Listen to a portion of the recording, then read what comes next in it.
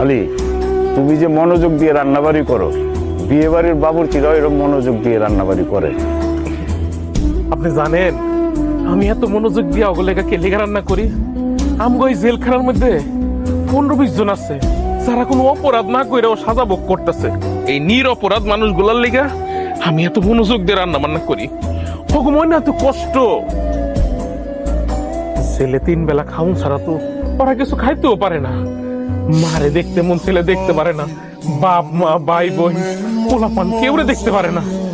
কেউ না, কেউ কেউ প্রথম প্রথম আয় যে জেলে যাই আমার ভাইটারে আমার বাপটারে দেখাই, কিন্তু কয়দিন গেলে মানুষ ভুইলা যায়। মানুষ মইরা গেলে যেমন ভুইলা যায়, জেলে এলেও না পরিবারের লোকজনগুলি মানুষকে ভুইলা যায়, আর দেখতে হয় না।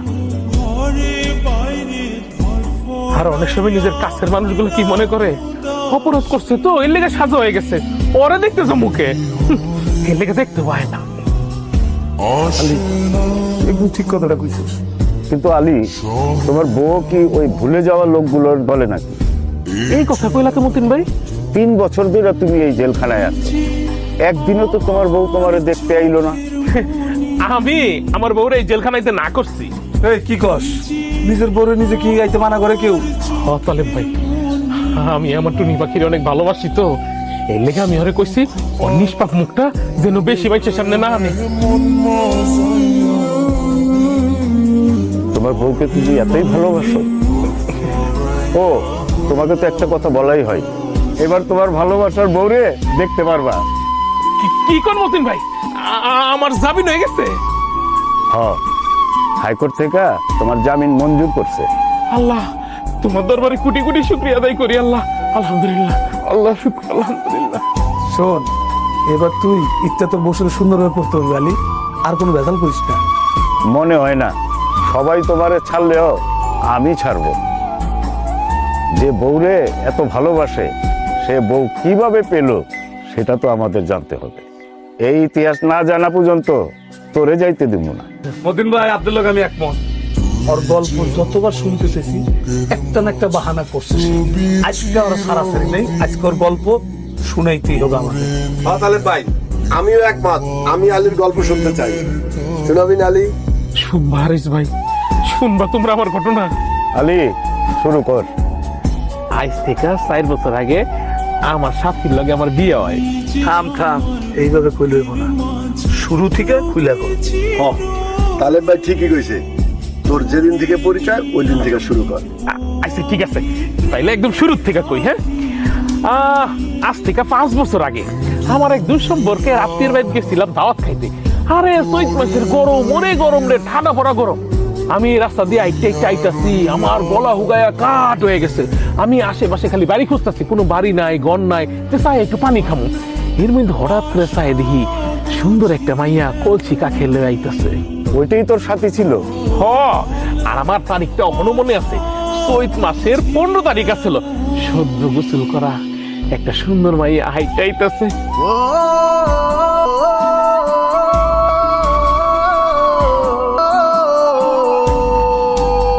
মানুষটা অন্ধ নাকি? অন্ধ না তো, আর একটু তাকায় থাকলে অন্ধ হয়ে যাইতাম। কেন, সূর্যের দিকে চাইয়াছিলেন নাকি? না, পূর্ণিমার চাঁদের দিকে চাই আসছিলাম। পাগল টাগল নাকি? এই যে জনাব, এই খড়খড়া রোদের মধ্যে আসমানের স্থান পাইলেন কই? এই যে আমার সামনে দাঁড়ায় আছে পূর্ণিমার চাঁদ।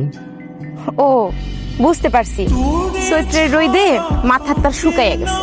না না, আমার না গলা শুকাই গেছে, আমার একটু পানি দিবেন?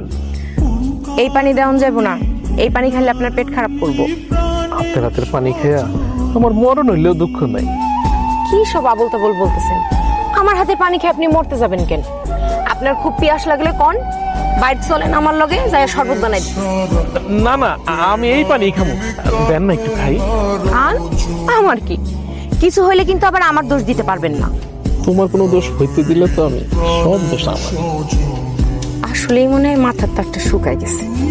আলী, তুমি সত্যি সত্যি পুকুরের পচা পানি খাইছিলা? খাইছিলাম। কেন যে গেলাম না, ওই দিনকে কইছিল বাইক যাইতে, বাইক গেলে তো আজকে রাস্তার মধ্যে খাড়ায় থাকতে হইতো না। আরে কখন আইবো? এই যে জনাব, আপনি এখানে কেন?